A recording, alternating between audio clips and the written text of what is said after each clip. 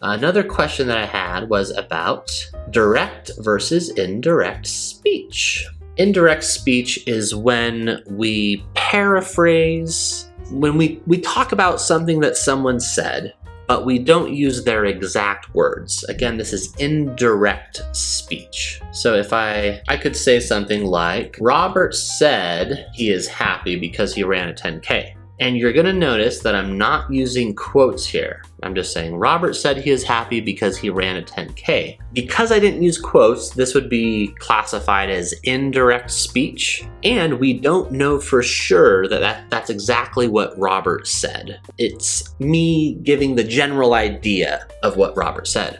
Direct speech would be quoting exactly what Robert said. So I could change this to something like, Robert said, comma, and then I would give a quote. I'm so stoked about the 10K. Boom. Okay. So now we have direct speech where I am quoting exactly what Robert said. We get the general idea from this. You could see why someone might say Robert said he's happy because he ran a 10K, because Robert said, I'm so stoked about the 10K. So these are his exact words, meaning this is direct speech. So indirect speech, no quotes, because we're not saying exactly what somebody said.